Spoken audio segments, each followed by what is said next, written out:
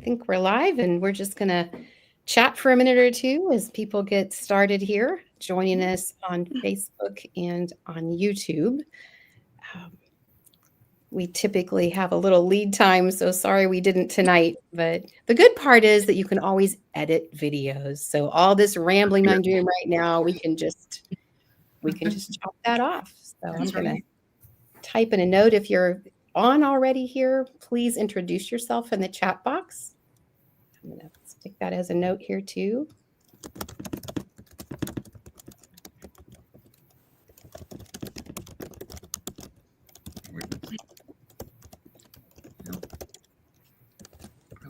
We definitely have to wait a few minutes for people that were wondering, where is everybody? Because it hadn't started yet. Yeah.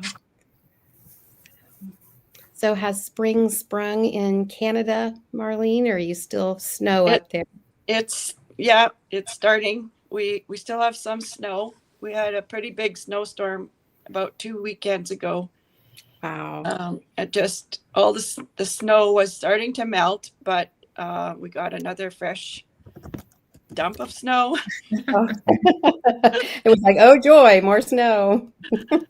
But that is now disappearing, and it's getting warmer, and we're now able to go without our boots and our warm jackets. So Susan from Minnesota, I'm curious, do you have snow still? Because Minnesota is very cold. I'm guessing, I know part of our country is still under snow. I'm glad we're not in Virginia. Marlene, which part of Canada are you from? I'm in Edmonton, Alberta. I lived for a year in Calgary, so. Oh, that's close by, actually. That's about 3 hours from where we are. Yes, we went to Edmonton. Yeah. Yes. Cool. Well, that's great. It was a very long time ago, but it was a great experience. Good.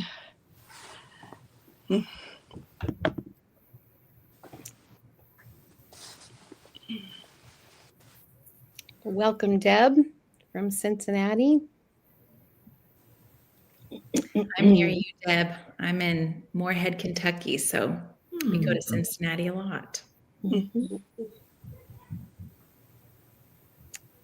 I feel like you should know each other. You don't know each other though, do you, Molly? Deb and Mark came to the conference last year, but you weren't there last year. Yeah. And Tom and Heather from our neck of the woods. Welcome, Nicole. Another Ohioan. Is that what you say from Ohio? Are you Ohioans? I'm not sure if that's a real word. Buckeyes? You're Buckeyes. Buckeyes, there you go. Yeah, okay. And there's Lee from Missouri. Well, welcome everyone. I think we'll go ahead and get started, and people will continue to log on, and then you'll have the recording also. Oh, Bearcats. Okay. Okay. Well, welcome everyone to our webinar this evening. We're so glad you're here. And if you are watching the recording at a future time, we're glad that you're here as well. Tonight, we want to talk about anticipatory grief and talk about the loss of children from terminal illness. And how do you trust God in this situation? There's a lot of uniquenesses to having a child that has that type of an illness. And I'm very excited to have 4 guests with us tonight to share their stories. So let's start with that. And then we also have questions that have been sent in during registration. And for those of you here online live tonight, if you'd like to type any questions in the chat box, love for our panel to also be able to address those. So Molly, would you like to kick us off? Get us started with your story of Paige. Sure. Well, my name's Molly Huffman. I currently live in Kentucky, but I spent most of my life in Indiana. And I am here because of my son, Tage, who was born in 2014 and passed away when he was 8 months old from Lay's disease. which is a genetic disease that is always terminal. And so I am so thankful for his life and what his life taught me. And it's now been 10 years. And so, you know, I can see that the grief is not as heavy. It doesn't take me out the way that it once did.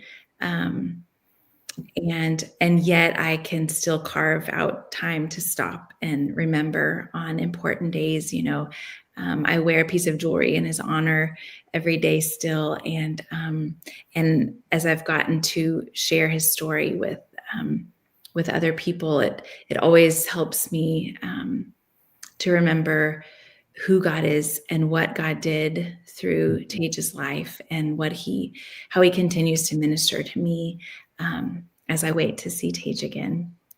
So our anticipatory grief was technically only a couple of months between his actual diagnosis and when he died.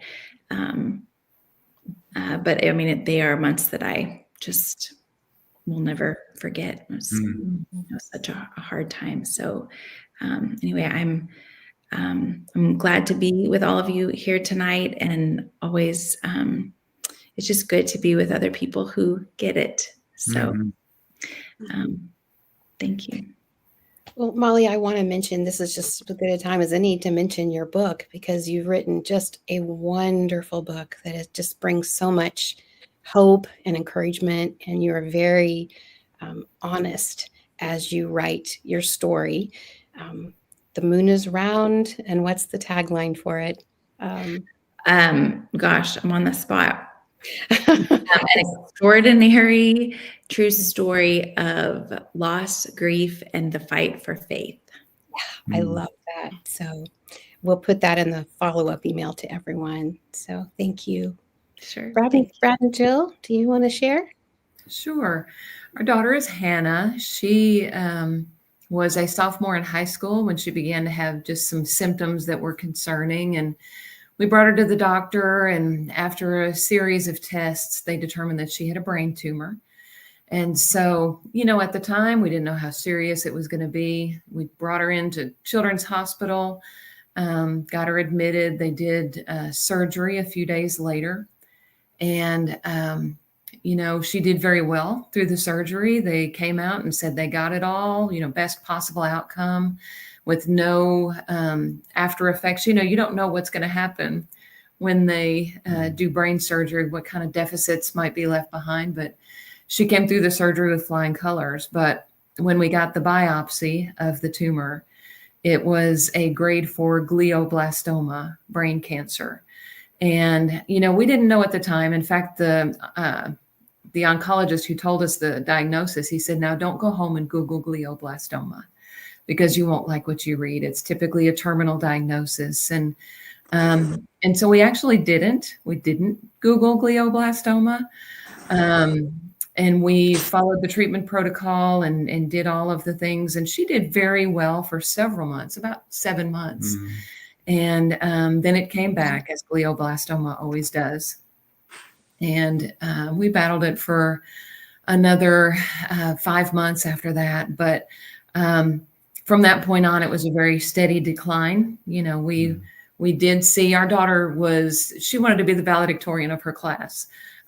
She took a lot of pride in her intellectual ability. And of course, the cancer was in her brain. So we saw her decline cognitively, physically. By the time she left us, you know, she was 17, but we were having to care for her most basic needs. And, you know, that was hard to watch her leave us a little at a time. You know, just every day we could see that she was leaving us and that we were losing her, unless God did a miracle. But just like Molly said, it was a privilege to walk that journey with her, and it was a hard and holy experience to walk her home in that way. And, we miss her every day. Our lives have not been the same, but God has been faithful, and he has, our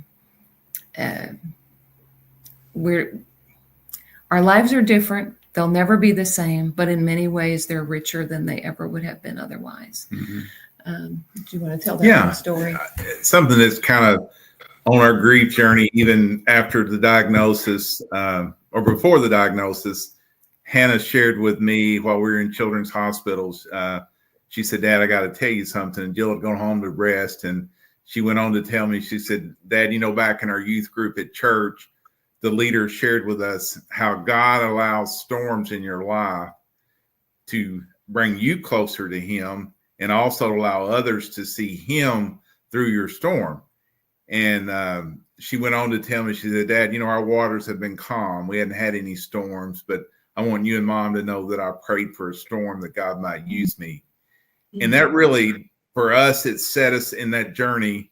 And when we found out it was a grade 4 glioblastoma, that God, we trust you. We prayed for the miracle, but what we wanted, and that was Hannah's desire, that God would use her and use her storm.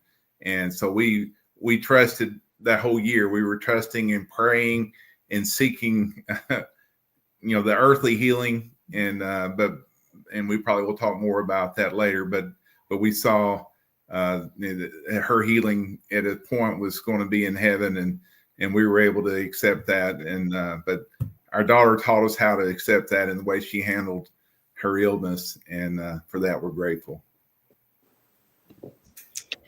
Well, and Brad and Jill are the co-founders of the While We're Waiting ministry, and we'll put that in the follow-up as well. But Jill, can one of you just take a minute here and just tell everyone what While We're Waiting is? Sure. While We're Waiting is primarily a retreat-based ministry. One of the things we discovered very early on after Hannah went to heaven is we just had a desire to be with other parents that understood us. After she died, it was as if we were on one plane and everyone else around us was on another. The things we wanted to talk about were things of eternal significance, and other people just weren't there. But we were able to be with other parents that had lost children, and we could have those discussions about waiting matters. And it was just such a blessing for us to be with others. And so we started this ministry, and we host retreats around the country, and maybe one in Canada one of these days. And they're just small retreats, a small group of a maximum of 24 people. We get together from a Friday through a Sunday and just spend the weekend sharing our children's stories with one another and praying for and encouraging each other. And all of our retreats are provided at no cost to those who attend. So it's and you also have a phenomenal podcast that is wonderful for every grieving parent to listen to. So thank you. Because I have some wonderful guests. Hi, my name, as you know, is Marlene Moore. Our daughter, Julie, was 33 years old when she was diagnosed with a rare sarcoma, when they discovered a mass in her abdomen. And they said it was called leiomyosarcoma, or LMS for short. It is a cancer of the soft muscle tissues that can show up anywhere in your body, and it is terminal. And so when she was diagnosed in 2015, we didn't know would she live a year, or there are long-term survivors that have even lived up to 20 or more years. And so with that diagnosis, my husband and I have been in ministry for close or 45 years. So our first response was, we're going to trust God and trust that he will help us to steward this. And so our daughter, Julie, she also had that same attitude. And she really worked hard to not only fight the cancer, she had different surgeries, she had radiation, she had different procedures. She did immunotherapy. She tried some clinical trials, everything she could. And in that time, her faith in God remained strong. And she became quite well known in our city as well, on social media sites and such. So she left quite an impression and an impact to everybody that knew her. And God took her home to him on September 16th, 2021. It was just the end of COVID. So we didn't do a memorial until 9 months later on the weekend of her 40th birthday. So, yeah, it's been 3.5 years and we're just continuing to trust God. Sorry. Thank you, Marlene. I want to mention too that I'm not sure the date here, but coming up in the next month is a gathering that Marlene's going to be facilitating for parents who have had a loss to terminal illness. And that is just a 2-hour slot on a Saturday online from 11 to 1. And just a really beautiful time where everyone's on Zoom together and can share their children. So hope I'll put that in the follow-up as well. So thank you. Could I have to share that we have another terminal diagnosis of our granddaughter? Yeah. And so our granddaughter was 3 when she was 3 years old. 2 years ago, she was diagnosed with a terminal brain disease, a genetic disease called Batten disease, CLN2. And she's currently getting treatments for it, but the average expectancy of her lifespan will probably be 8 to 12 years old.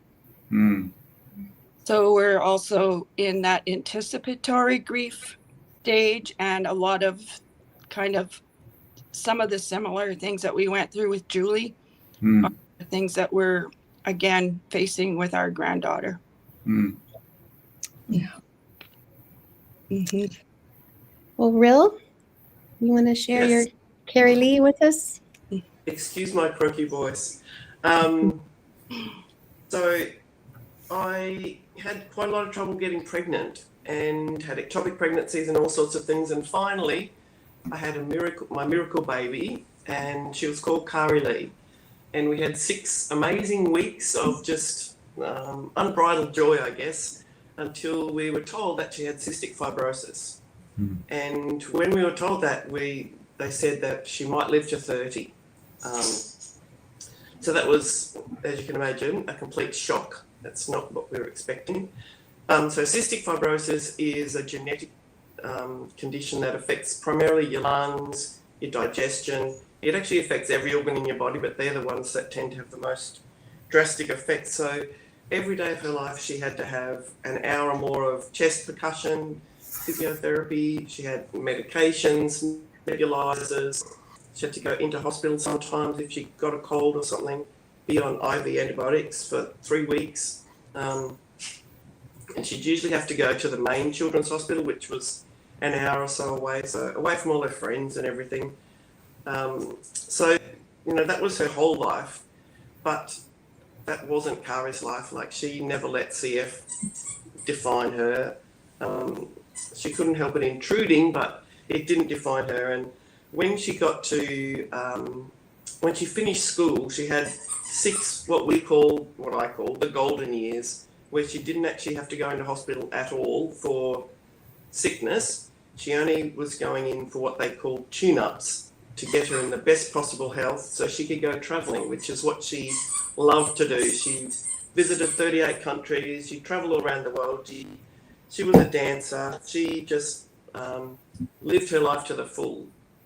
And then she met the man of her dreams, apparently, who actually was someone who'd gone to school with her a few years younger, which is not who she expected to marry. And she did get to marry him, but sadly, unknown to either of them, he had glandular fever.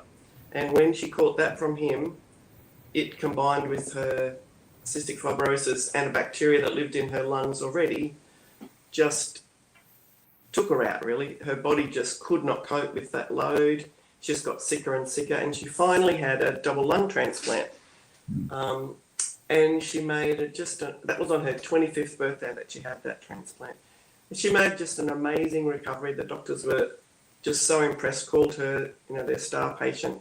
And for 2 months, it was, everything was wonderful. And then that bacteria that had been in her lungs, old lungs, got into her new lungs.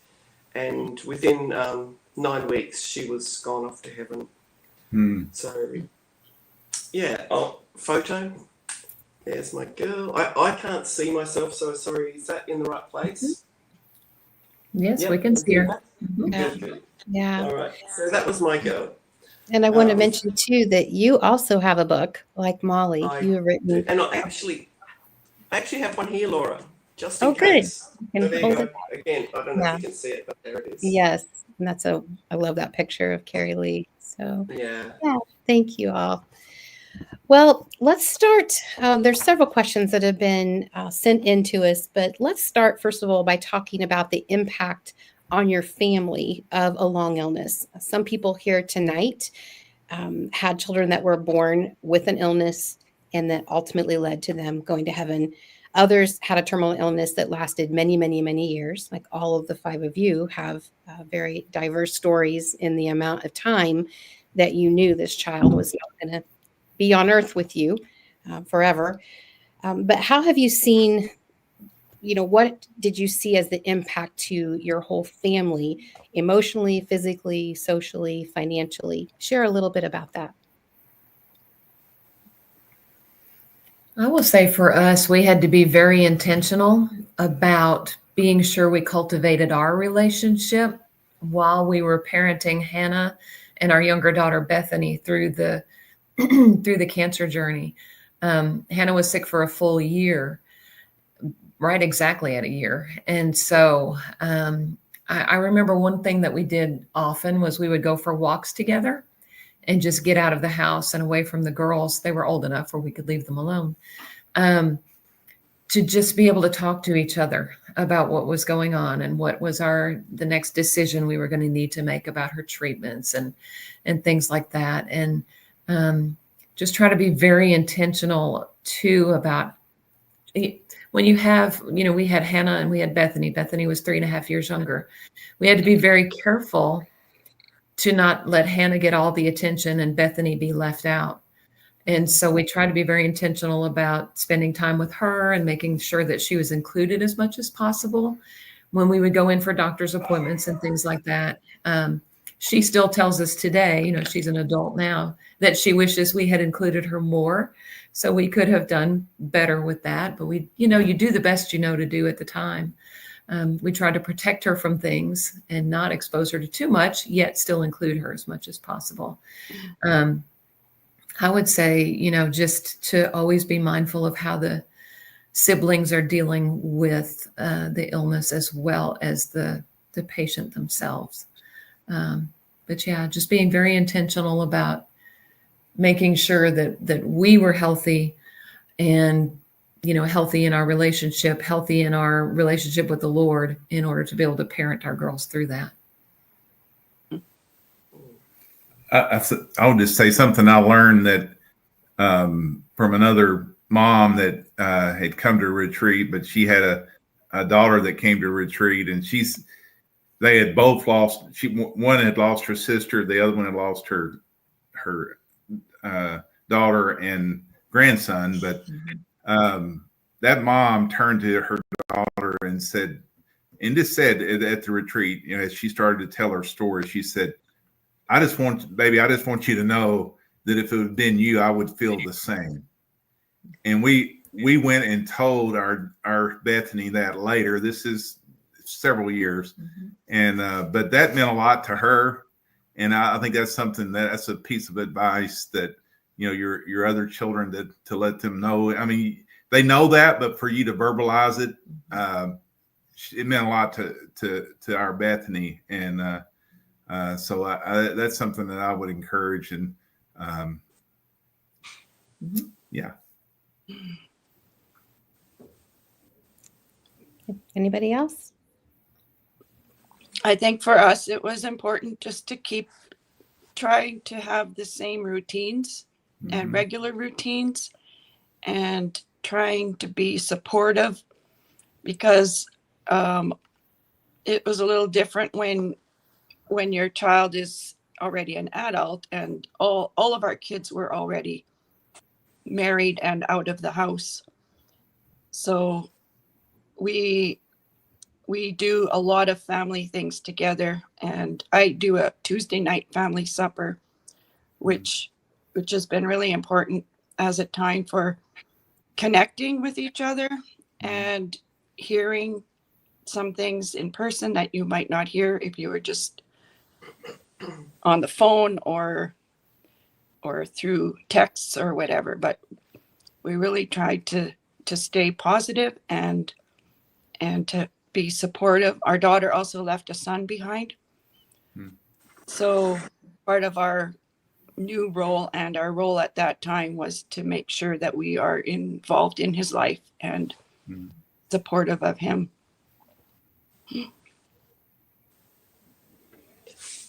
I would say because cystic fibrosis was there right from the beginning of us having children, it kind of just became a part of life. It did affect everything. I was never able to work full time because Kari needed me to be available to do extra things. Whenever we went anywhere or did anything, we had to be careful there weren't other children who had a cold or a cough or anything that she might catch, trying to protect her from those, because that could lead to hospital or worse. And as Jill said, the siblings, it does affect the siblings. And so we have one more daughter also, Tiana, who's 5 years younger than Kari. And it definitely affected her life. So she, came into our life when Kari already had cystic fibrosis. So that was just normal for her in a way. But I had to, or chose to, stay with Kari in Brisbane Hospital when she was there. So I would be away for 3 weeks at a time, keeping Kari company, leaving my husband Peter and Tiana at home alone. And we tried our best, but Tiana has told me as an adult that really did affect her, and I'm sure it did. I guess the positive side, though, was because we always knew right from the beginning that Kari's life would probably be shorter. We didn't necessarily accept that 30-year diagnosis. We always said, that's what they say, but it'll be different for us. But we always knew it would probably be shorter, so we intentionally made the most of life, I guess, if that makes sense. We didn't put things off, so we travelled as much as we could. We took the girls, we took long service leave and took the girls travelling all around Australia. We went overseas a few times with them. We deliberately did a lot of family things that when I speak to other people, they're like, oh, we didn't do any of that. So I just think it made us so much more aware of the fragility of life and the value of family, and just to really make the most of that. And I mean, none of us really knows, but we were just very aware of that life could be short. Molly, you have anything to add? My situation, I think, is different in this particular case, just because it was such a short window of time, and family-wise, this is not everyone's story, but the loss of our son ended up sort of shining a spotlight on my husband's affairs he was having, and so he was out of the house a lot during my son's illness, and so I got to experience love and care through my church a lot. And I just want to say that, it's so hard, I think, for us to ask for help and to receive help. And yet one of the things that this season taught me was just the beauty of saying yes when people offered. And, whether it was, just someone sitting in the house with me because my anxiety would, be a lot, knowing what was coming and not wanting to be alone. And, our son required a G tube to eat during that time and things like that. So I just was so grateful for the way that the body of Christ showed up when my husband was unable to during that time. An incredible loss on many fronts during that time in your life. Yeah. There's a question a parent sent in I want to read. It says, how do I cope with the guilt of not taking my child to the doctor the very first time she mentioned there was blood when she used the restroom? So basically, the first time that her daughter mentioned a symptom that ended up ultimately being obviously a problem and what was terminal. How do you deal with the guilt of wishing I had done this or wishing I had done that? I think all of us. Go ahead, Real. Go ahead, Real. No, you go. You go. I was just going to say, I think all of us could question ourselves about that. In Hannah's situation, we asked ourselves that a lot. What if we had taken her to the doctor sooner? Or what if we had taken her to a different doctor? Or what if we had pursued a different course of treatment? There are so many different decisions we could have made that maybe would have resulted in a different outcome. But something that we believe and we have come to rest in is the sovereignty of God in issues like that. We look at Psalm 139, 15 and 16, where it says he formed us in our mother's womb and that every day was ordained for us before one day came to be. And, we believe that God ordained for Hannah to live 17 and a half years and go to heaven.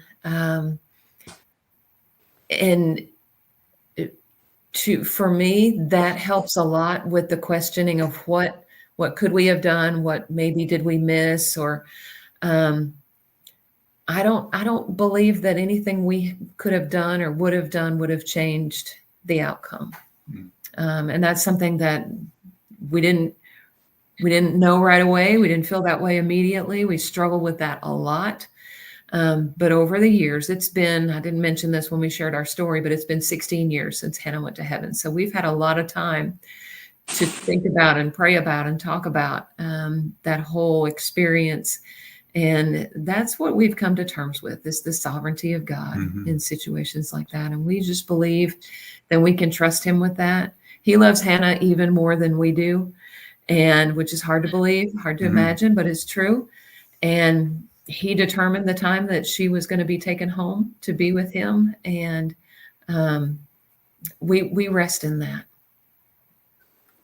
I would just add that something that we realized in our grief journey as we thought about those would have, could have, should have's, that's the lies of the enemy. And the devil would say, Brad, Jill, if you would have just done this, it's your fault, putting guilt on us, and just identifying the lies of the enemy was helpful in our grief journey, and in resting in the sovereignty of God and knowing that he's got her and he knows her days. But it really helped me in some of that guilt time that, that's the enemy. And the devil, when you're grieving, you're hurting, and you're not sleeping well, and you're, all the things that you've all dealt with as grieving parents, you're vulnerable. And so identifying the enemy as in the attacks of the enemy and the lies of the enemy helped us in that, as it pertains to guilt and the what would have, could have, and should have. And so that helped me, I remember. Because if he can convince us that it's our fault, that it's something we did or we didn't do, then we're paralyzed and we're useless to the kingdom. And so we have to recognize the enemy. We have to not let the enemy have a seat at the table. Real, what were you going to share? Some of the same, but something like cystic fibrosis, where it's genetic and it's caused because, you know, my husband and I chose to have a child together. A lot of guilt can surround that. I don't think Peter either, really did feel that. But when your child dies, or when you're a parent, I think in general, when you're a parent, there's guilt. What parent hasn't felt guilt? Because none of us do a perfect job. And then when your child dies, the potential for that guilt is, you know, so much more. But somebody, I don't even know who said this, it may have been one of you one time, said, you know, I did the best with what I knew at the time. And I think that's really important. We can look back and now we've got eyes that know, you know, the end of the story, but we didn't at the time. And so we did the best that we knew at the time. And as Jill said, you know, knowing that God's in control, or trusting that God's in control, really is the bottom line. That's what we have to come to. I didn't necessarily think that when Kari first died. I wasn't very impressed with God, actually, at all. But I worked through all that, and really, it's the only answer. We either believe that He's in control, and if He is, then He allowed this to happen, or He's not in control, and then we're all in all sorts of trouble then, I think. So, I think we have to work through it. It doesn't come instantly, that holding on to God's sovereignty, I don't think. I think it helped me when the Lord whispered to me that He knows that I am human, that He knows that I can't do it all. I can't do it perfectly. But that my love and care for my son was enough from me. Because then he can do the rest. And he you know, kind of like when, you know, I can do so much and God can take it from there, you know?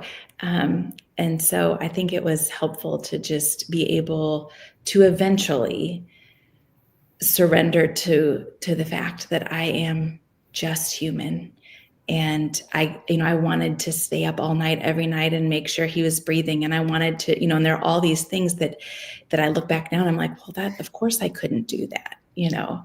And so just that the Lord knows that we are human.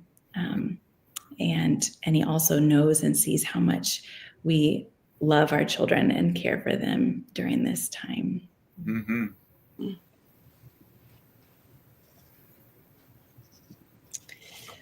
The next question, there's a statement basically, and then a question. Someone says, I feel like my life has no purpose now. I'm just waiting to go to heaven and not waiting well on earth. How can I find purpose in my life again after being a nurse to my child for 3 years, being with him every second of the day? Now my life seems very bleak. I'm turning to Jesus every day, all the time, yet I still feel my life has no purpose but to wait. And this parent is just 6 or 7 months out. Loss. What would you say?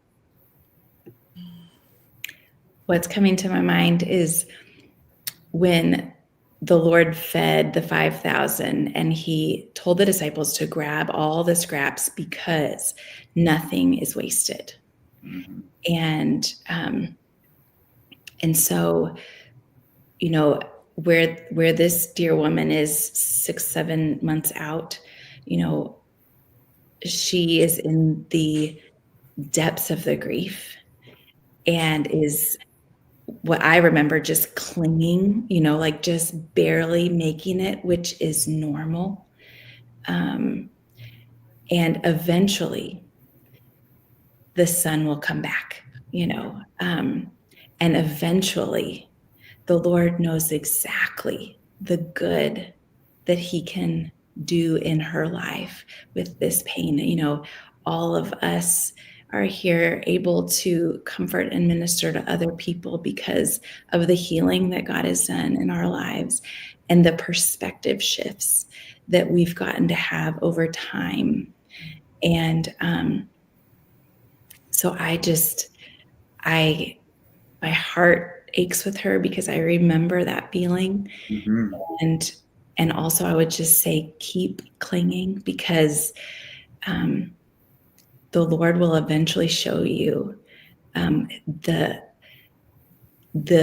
good that can come. I'm a part-time coach with a ministry called Nothing is Wasted, and they have a course called Pain to Purpose that was really helpful for me to go through.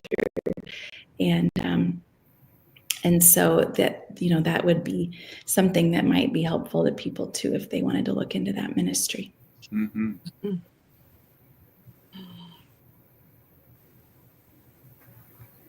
I'll just to encourage the question.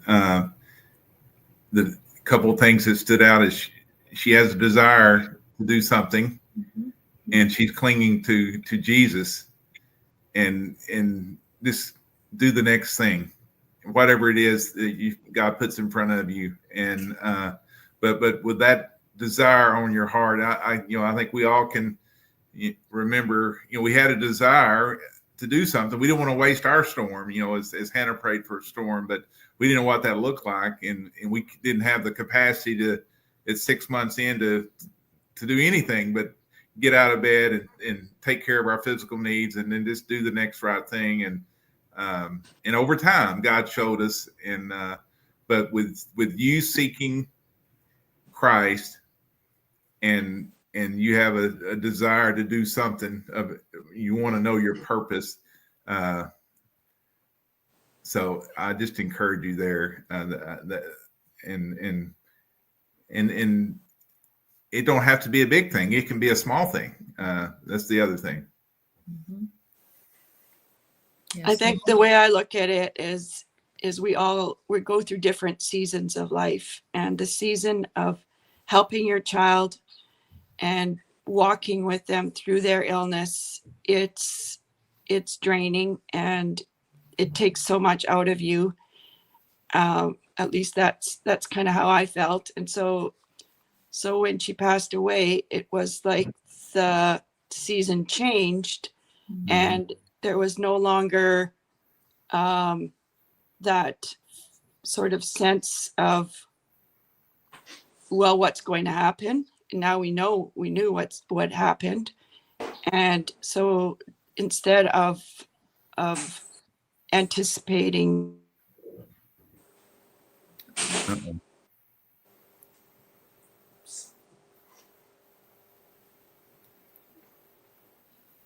Oops, not sure what happened there. She is in Canada, so maybe something happened. I'm not sure. Hopefully she'll get back in here. I want to address Sunshine has put something in the chat box here about, is there a God? Is there life after death? Her faith is struggling. And this would be a really good place for us just to talk about what are the best illustrations that we can give someone of what it is to be grieving. When you're in the beginning of this, and the beginning can be the first couple of years, it can be longer than that. But I know there's some really helpful illustrations to help someone who is at the beginning of this journey, and maybe they are unable to recognize that the Lord is there holding them. Can y'all give us some illustrations? I've talked about grief for me, especially in those early months, years even, was like this giant boulder that I had to carry around, and it was in front of me all the time, and I couldn't even see around it, and just staggering under the weight of it. Over time, grief takes more time than you ever would have imagined. So much more time than I ever would have imagined. But over time, that boulder became more like a toddler that I could hold on my hip, still very distracting, still very noisy, very much a part of my life, but a little bit more manageable. And then eventually it became more like a backpack that I carried on my back. I still feel the weight of it all the time, every day. yet it's manageable. I can live my life and carry the backpack around. And then, you know, special days will come around, Hannah's birthday or the holidays, or, you know, I see her friends now, they're married, they're having children, and, you know, all of those things that we're missing out on with her. And boy, that boulder can come back still very heavy, but it doesn't last as long. And pretty soon, you know, it shifts around and I can kind of get my equilibrium back a little bit. But for me, that's how I've described my grief journey. It's something that's always there, but it doesn't control my life anymore. And like Molly said a bit ago, it's so much lighter than it was at one time. And I can live life, and I can live life fully, still carrying that backpack on my back.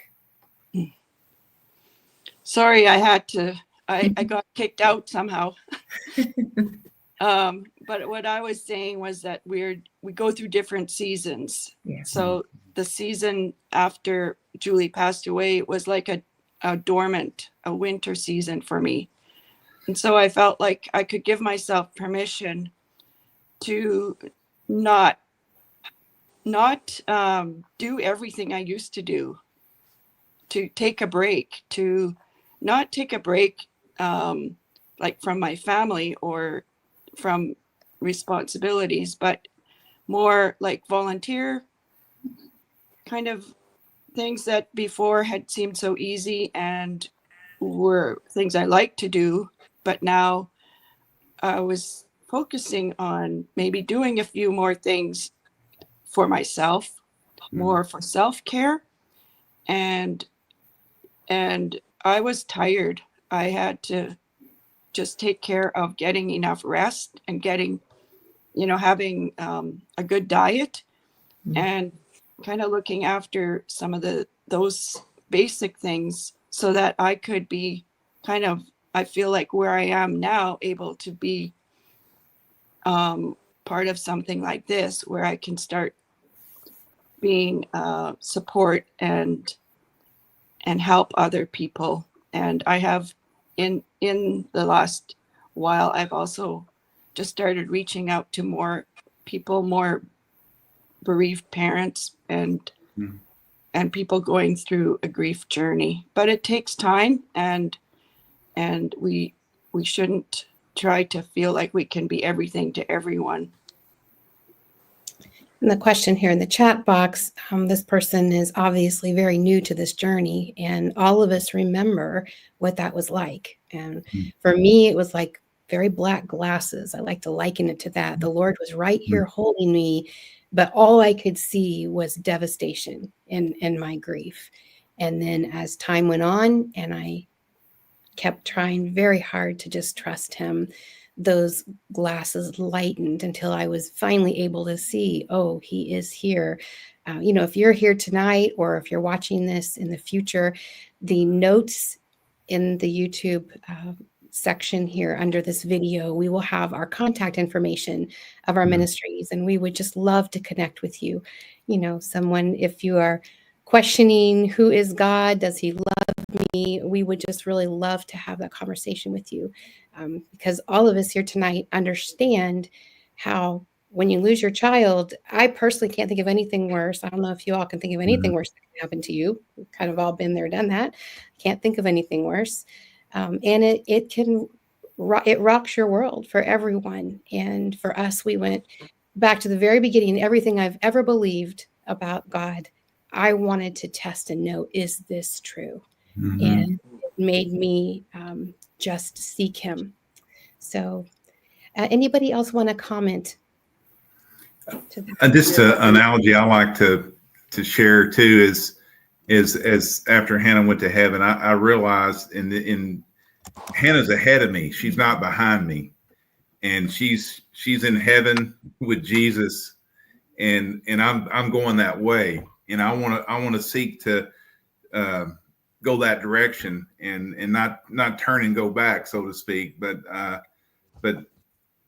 she's ahead of me, and she's made it home to heaven. There in this sunshine, there is a God, and there is heaven, and we have that to look forward to in Christ. And so I would just encourage you, remember, our children are ahead of us and not behind us. and I'm going forward. And some days I may not take a step. I may just lean forward, and I can't. And there may be a day that I take 3 or 4 steps, and Sometimes steps backward. But I'm constantly desiring to go forward because Hannah's ahead of me. You know, I want to mention too, since everyone, well, not every, some people are on Facebook tonight, but if you're on YouTube, or if you're not, go to the YouTube channel for Our Hearts Are Home. And Sunshine, I really hope you'll watch the presentation by Mark Vrogop talking about lament. There's actually 2 incredible messages in there on lament, because that is what we need to do when we lose our child. And God wants us to cry out to him. So it's a wonderful thing. Your question there about sickness being from the devil or from God. We live in a very broken world. You know, Garden of Eden didn't have any sickness. That wasn't the plan at first, and it's not going to be forever, right? We're all looking forward to that when Jesus returns and things are new again. God does not cause evil. So God is not the author of bad things, but he does allow things to happen. Obviously, all of us have children that are in heaven with him, and we have lots of other people that we've lost as well. And so I look forward to having a longer conversation with you at some point. But I want to ask you all a couple other questions. Oh, 41 days. Oh, I'm so sorry. He says it's just 41 days without her son. He was just 5 years old and healthy. Yeah, it's wow, 41 days. That's that's like it was just this morning. Yes. You're still numb and in shock, and it takes so long for our brains to even fathom and grasp that our kids are not here. It's the most incredible thing I've ever experienced. So, yeah. But it will change. That's something someone wisely told us at the beginning. I didn't really believe them at the beginning, but they told us that the way you feel right now, this devastation, it's not always going to be this way. It is going to change, and you'll see. And I thought, well, I can't imagine that's true, but they were right. It does change, as hopefully you all are getting a glimpse tonight, folks that are sharing. I did want to ask you all a couple other questions about anticipatory grief, because that is something all of you have experienced, and not everyone does who loses a child. So I know a lot of people watching tonight have had that experience. From the minute that you know the diagnosis is terminal, to your concern, preparing for memorial service, making decisions, all these things are thought of ahead of time. For us, it was completely unexpected.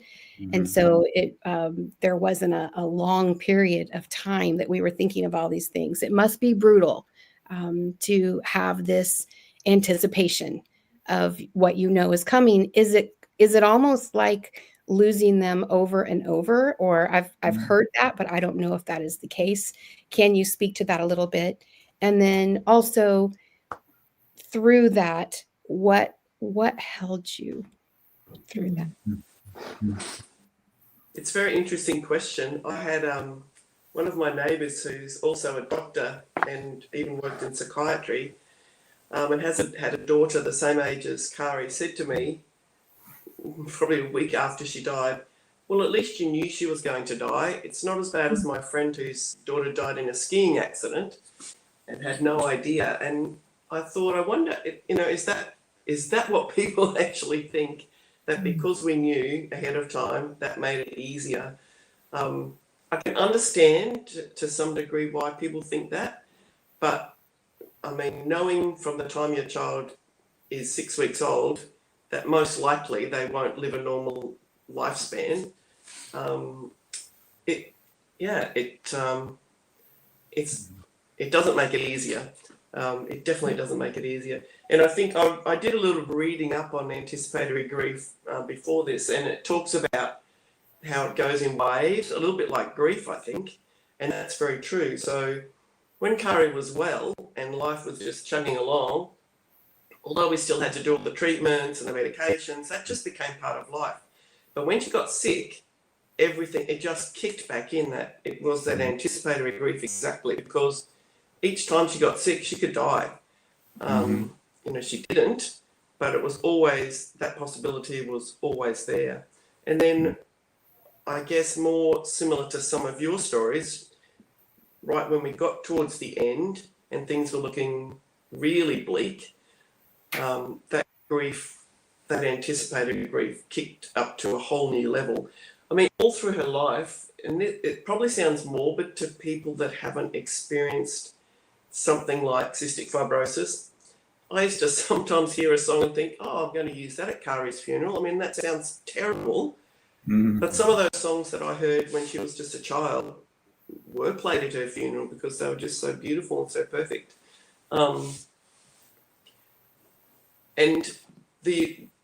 So I do think there's positives and negatives of anticipatory grief. We got to ask Kari only on the day she died, actually, because I really hadn't accepted what was happening until the day that she actually died. But we got to ask her what she wanted at her funeral, and I didn't ask her what songs, but I got to ask her things like that other people whose children died unexpectedly don't get to do. I got to ask her if she was scared or if she, was okay. So there are advantages, although there's certainly a lot of disadvantages. Sorry, Laura, what was the second part of your question? Yeah. Well, asking you what held you through that time. I think I know the answer. We could just go around and everyone will talk about the Lord holding them. Yeah. And what helped me in that was also, it didn't help me so much at the time, I have to be honest, but what helped me afterwards speaks to that lady who asked about, is there a God? Because I really struggled after Kari died. I had bought in completely to if you have enough faith, she'll be healed, because I needed that to be true. So although I'd not believed that all her life, at the end, I believed that because I was desperate and that had to be true, otherwise she was going to die, kind of thing. And then when she did die, I was like, well, where's God anyway? And do I want to know a God who could have healed her and didn't? So I did really struggle. But what helped, what made the difference was reading Randy Alcorn's book about heaven. That's the thing that helped me the most after she died. And I would say anticipatory grief, if you know that might be happening, learn about heaven, where they're going to be.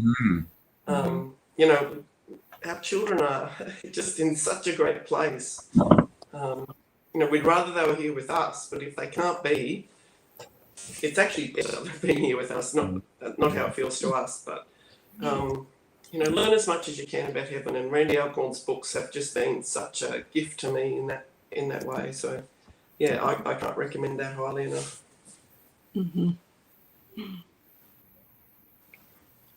Anybody else want to address the anticipatory grief? For me, go ahead, Marlene. Okay, just short. Because Julie was 33 when she was diagnosed, and she didn't seem sick. When you saw her, you wouldn't know that she had cancer. Besides when she had to have some of the treatments like the chemo and the radiation and that kind of thing, but she appeared to be healthy, and to me she always looked so beautiful and so good, and you couldn't just believe that she actually had cancer and that she was going to die. But Julian, at one point, we almost lost her because she had an ulcer that became septic, and she had to have emergency surgery. And then after that, I think it became real to her that she could have died right then. And so she did a lot to prepare for her funeral. She prepared like the whole memorial service, the bulletin, everything. And so a lot of decisions I thought we were going to have to make, she already made. So I guess I feel like we were all doing this together with her, helping her die well. Jill, what were you going to say? Well, we certainly traveled that road of anticipatory grief too, especially as we saw her beginning to leave us. And I have referred to it before as it's a phrase that Johnny Erickson Tata uses, a bruising of a blessing. There was a blessing in it for sure, but it was so difficult. Hannah was sleeping in the recliner, and I was sitting on the couch, and I was writing her obituary while she was still here. I was choosing photos for the slideshow while she was still here. And I was thinking, if God heals her, then this will be part of her testimony. Her mom actually wrote her obituary, and then God miraculously healed her. Well, he did heal her in heaven. And I was so thankful to have all of that prepared that's why I did it while she was still with us, because I knew that emotionally I would really struggle with it after she left. So that was something that I could do for her while she was still here with us. And I'm grateful for that. When, someone like you, Laura, who loses their child so suddenly and with no warning and completely out of the blue, I cannot imagine making the kinds of decisions that someone has to make in those moments with no preparation. So I'm thankful that we had the opportunity to prepare and the opportunity to say goodbye to her. It was a long goodbye. Towards the end, I don't know how much she could even hear, of us talking to her, but, we were able to say the things we wanted to say. And so many parents don't have that opportunity. And so I'm very grateful for that. I can't believe it's already 8:30. We always when we start out, I think we have so much time, and then it just goes so fast. But I really want to close with one more question and have all of you address this. There are many people here tonight and many, many more who will watch us in the future who are, as a couple people have indicated tonight, very, very new to this journey, still in that first year or two. And could you just, if you were sitting down with them, having coffee, what would you say to them to encourage them? Just each of you, just a few words of kind of what would be your exhortation or your challenge to them. I would say give yourself lots and lots and lots of grace. You've walked a really, really hard journey, and the journey of grief is long, and much longer than I thought it would be. And so be patient with yourself and give yourself grace. This was mentioned earlier, but I'd also like to say that you can discover the gift of lament. Yes. Oh, yes. This is your time to read those Psalms, read the book of Job, Lamentations, and just be open to what God has to tell you in those scriptures. Yes. I would echo that. And just that this idea of lament, is being honest with God about how we're really feeling. I grew up thinking we were supposed to be happy all the time, be joyful always. And there's a time for joy, and we can find joy even in this loss after we've lamented, after we have poured out our anger, our sadness, our tears. And I discovered as I had all this time, because I'd been taking care of my son, and all of a sudden I had all this time at home with nothing to do, and decided I was going to read through the Bible for the first time. And as I did that over the course of just a few months, because I had so much time to do it, I just saw over and over how in the Psalms, David is not afraid to tell God how he really feels. And he pours it out. He talks about how misery is draining his strength. He's wasting away. And then he says, but God, and he remembers who God is. And I think this process, there is something so intimate in our relationship with the Lord when we can learn to be honest with him like this, that he actually wants us to come to him. In Psalm 116, verses 1 and 2, it says, I love the Lord because he hears and answers my prayers, because he bends down and listens. And image of a God who bends down to us even when we're angry, when we're like, why, God? There's nothing we can't say because he cares. He cares so deeply. And I remember in my deepest grief reading through these scriptures and being like, is this true? Is this really who you are? And the Lord gave me this picture in my mind. I felt, I can't explain it, like Jesus was sitting there with me, and he had tears coming down too, because he knows what it's like to lose people that he loves. And that he was with me. He never left my side in that grief. And I could say whatever I wanted to him. He wasn't going anywhere. And I learned who he really was even more because I went into that grief, into that lament. So I would just echo what the others have said, that turning point for my grief. Amen. I would just say that as I remember back early on, is I use the analogy, and it's lamenting, having a cup of coffee with Jesus and just tell him how I really feel and what I'm processing. And I would encourage those to just reach out. And I know that sounds like the church answer, but that's real. And God wants us to reach out to him and sit down and have a cup of coffee with him, so to speak. And he's there. And can I say that I miss that closeness that I had in those early days when I was sitting down with as I use the analogy of a cup of coffee. And I miss that closeness because he was right here. And my problem, he's right in front of me, but I'm turning, looking the other. I'm distracted so much too, as the busyness in this world. And but he hadn't changed. He's still sitting in front of me. If I'll just turn and look into him, so to speak, and have a cup of coffee. And I would encourage you to do that and hold on to what is true. The scripture.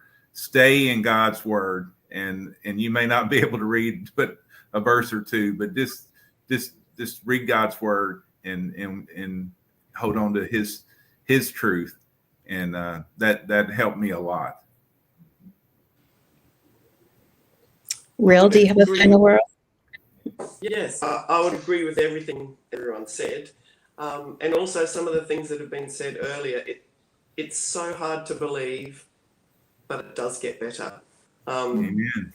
Yes. I know we each think, oh, you don't understand about my loss though, that yours is different, but mine will never get better. But it does.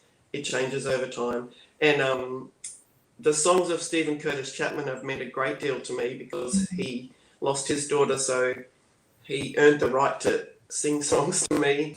And his song, Just Take Another Step, I think is a great, as someone else has mentioned in those early days, just do the next thing. Sometimes that's all we can do, take another step.